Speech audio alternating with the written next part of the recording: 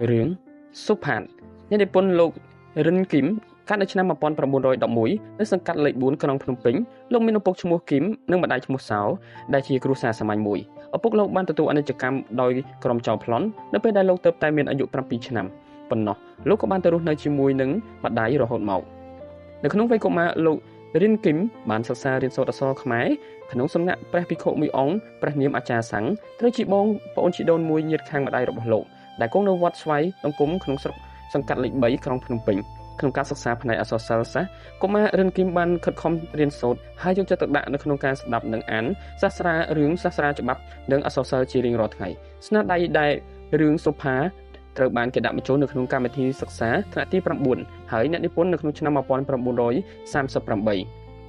សង្ខេបលោកសួននិងនាងសូយ៉ាឪពុកម្ដាយរបស់សុផាតបានជួបជុំដោយមិនបានរៀបការនឹងគ្នាឡើយលោកសួនជាអ្នកភ្នំពេញរួចបានមកធ្វើជាចៅហ្វាយស្រុកស្រីសុផាន់ខេត្តបាត់ដំបងលោកបានស្រឡាញ់នាងសូយ៉ាជាស្ត្រីកំព្រាក្រីក្រដោយលួចលាក់ពេលនាងមានផ្ទៃពោះលោកសួនត្រូវបានផ្លាស់ទៅភ្នំពេញវិញលោកមិនបានយកនាងសូយ៉ាទៅជាមួយទេព្រោះនៅភ្នំពេញលោកមានគូដណ្ដឹងរួចហើយតែមុនពេលចាក់ចេញទៅលោកក៏បានលួងលោមនាងសូយ៉ាព្រមប្រគល់ចិញ្ចៀនមួយវងឲ្យនាងក្រោយមកនាងសូយ៉ាបានប្រសូតបុត្រមួយហើយដាក់ឈ្មោះថាសុផាតនាងរស់នៅជាមួយកូនដោយទុកព្រួយព្រោះមិនបានទទួលដំណឹងអ្វីសោះពីលោកសួនទីបំផុតនាងដឹងថាលោកសួនបានរៀបការជាមួយនឹងរីរីដតីនាងក៏ឈឺចាប់យ៉ាងធ្ងន់ធ្ងររហូតបាត់បង់ជីវិតសុផាតត្រូវបានប្រជាជននៅក្នុងភូមិជួយចិញ្ចឹមរហូតដល់អាយុ8ឆ្នាំក៏ទៅរៀនសូត្រនៅក្នុងវត្តក្រោមការឧបត្ថម្ភរបស់ព្រះភិក្ខុទាំងឡាយសុផាតជាក្មេងដែលមានអ្នកផងស្រឡាញ់ណាស់ទាំងបុព្វជិតទាំងក្រហមព្រោះជាក្មេងឧស្សាហ៍រៀនសូត្រនិងធ្វើការមិនចេះនៅហត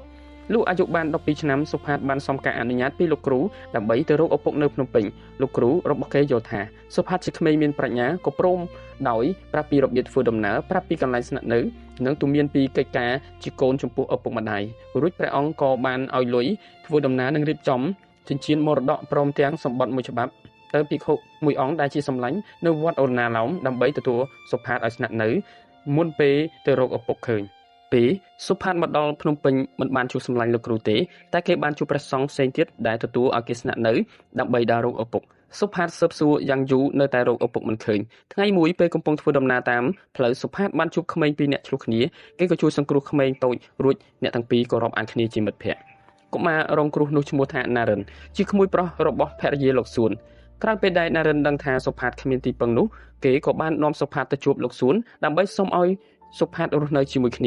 ាសុផាតបានរស់នៅក្នុងផ្ទះលោកសួនហើយក៏ជួយធ្វើការងារគ្រប់បែបយ៉ាងពិសេសបានជួយកែប្រែអត្តចរិតណារិនឲ្យក្លាយជាក្មេងឧស្សាហ៍រៀនសូត្រនិងស្លូតបូតទៀតផងប្រការនេះធ្វើឲ្យប្តីប្រពន្ធលោកសួនពេញចិត្តណាស់ឯនាងម៉ាន់យ៉ានជាបងស្រីណារិនក៏ពេញចិត្តនឹងសុផាតដែរពេលណារិននិងសុផាតបានប្រឡងជាប់សញ្ញាបត្រវិជ្ជាបារាំងខ្មែររួចហើយនោះលោកសួនក៏បានឲ្យណារិនបន្តវិជ្ជាតទៅទៀតចំណែកឯសុផាតវិញលោកសួនបានរកការងារឲ្យធ្វើដោយធ្វើជាស្មៀននៅក្នុងហាងចំនួនមួយជាចែកដនថ្ងៃមួយសុផាតភ្លេចចិញ្ចៀនរបស់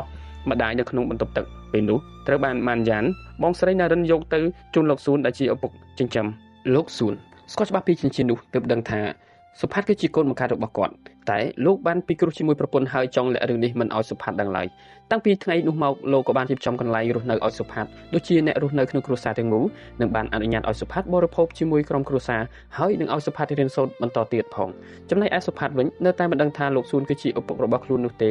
រីឯមនោសញ្ចេតនាស្នេហារបស់សុផាតនិងម៉ាន់យ៉ានកាត់ឡើងជារៀងរាល់ថ្ងៃតែគេមិននិយាយប្រាប់គ្នាឡើយនៅផ្ទះខាងសុផាតមាននារីម្នាក់ឈ្មោះអ៊ូរីក៏ស្រឡាញ់សុផាតដែរហើយនៅរាត្រីមួយនាងអ៊ូរីបានចូលទៅក្នុងបន្ទប់សុផាតដើម្បីនិយាយរឿងស្នេហាតែសុផាតបានបដិសេធនាងក៏ចុះចេញពីបន្ទប់សុផាតទៅវិញចៃដន្យពេលនោះម៉ាន់យ៉ានបានឃើញអ៊ូរីនៅក្នុងបន្ទប់សុផាតធ្វើឲ្យនាងខឹងនឹងសុផាតហើយលែងនិយាយរកនឹងកិច្ចមុខពីសុផាតយល់ថាម៉ាន់យ៉ានបានដឹងថាខ្លួនលួចស្រឡាញ់នាងហើយដោយនាងមិនពេញចិត្តនឹងខ្លួនទើបនាងកោះត្រើយពេលនោះសុផាតគិតថាខ្លួនមានកំហុសក៏សម្រេចចិត្តរត់ចេញពីផ្ទះនោះដោយទុកសម្បត្តិមួយច្បាប់ផងក្រោយពេលដឹងរឿងនោះលោកសួនបានចាត់ឲ្យគេដើររកសុផាតគ្រប់ទីកន្លែងទីបំផុតរកឃើញខ្មោចលងទឹកមួយមិនស្គាល់គេក៏សន្និដ្ឋានថាសុផាតស្លាប់ហើយធ្វើបន់សពឲ្យនោះទៅនាងម៉ាន់យ៉ានមានទុកព្រួយបារម្ភយ៉ាងខ្លាំងគិតថាសុផាតសម្លាប់ខ្លួនដោយសារអាកប្បកិរិយាក៏ត្រើយរបស់នាងពេលក្រោយមកមានយុវជនម្នាក់ឈ្មោះសំណាងបានចូលមកស្ដីដណ្ដឹងម៉ាន់យ៉ានពេលនោះលោកសួនបានសួរចិត្តនាងម្ដងជាពីរដងនាងមិនហ៊ានប្រកែកនឹងលោកបើទោះបីជានាងនឹងសុផាតហើយក៏មិនដែលស្គាល់សំណាងនោះក៏ដោយ លុះមកដល់ថ្ងៃចិត្តរៀបអាពាហ៍ពិពាហ៍លោកសួនបាននាំគ្រួសារព្រមទាំងសំណាងទៅលេងកម្សាន្តនៅផ្ទះមិត្តភ័ក្តិជីមេស្រុកខេត្តបាត់ដំបងចំណែកឯសុផាតក្រោយពីពេលរត់ចេញពីផ្ទះលោកសួនគេបានទៅសុំជំនួយធ្វើការនិងរស់នៅជាមួយមេស្រុកនោះថ្ងៃដែលលោកសួនទៅលេងកម្សាន្តនៅទីនោះសុផាតក៏រត់គេចបាត់មិនអោយលោកសួនជួបមុខឡើយក្រោយពេលរៀបចំទទួលទានរួចលោកសួននិងម៉ាន់យ៉ានបានដឹងថាសុផាតរស់នៅទីនោះក្រោយពេលបាយរួចម៉ាន់យ៉ានបានទៅកម្សាន្តក្បែរគុំរស័យដែលសំណាងទៅតាមហើយមានបំណងថើបនាងក៏ដើរចេញស្រាប់តែនាងបានឃើញសុផាតនៅឈរក្បែរចិត្តបង្កើយនាងស្មានថាជាខ្មោចក៏ស្រែកឡើងដួលសន្លប់រីឯសុផាតក៏រត់ទៅខ្លួនបាត់ទៅគេទាំងអស់គ្នាជឿថាជាខ្មោចសុផាតមែនក៏បន់ស្រន់រួចយកម៉ាន់យ៉ានមកភ្នំពេញវិញពេលម៉ាន់យ៉ានបានធូរស្រាលគេក៏រៀបចំអាពាហ៍ពិពាហ៍របស់នាងជាមួយសំណាងតែថ្ងៃរៀបការម៉ាន់យ៉ានក៏គេចទៅលោតទឹកសម្រាប់ខ្លួនដោយសារតែនាងនៅនឹកដល់សុផាតពេលនោះគ្រួសារលោកសួនមានទុកព្រួយយ៉ាងខ្លាំងដោយជឿថាម៉ាន់យ៉ានស្លាប់តែនាងមិនទាន់ស្លាប់ទេព្រោះនាង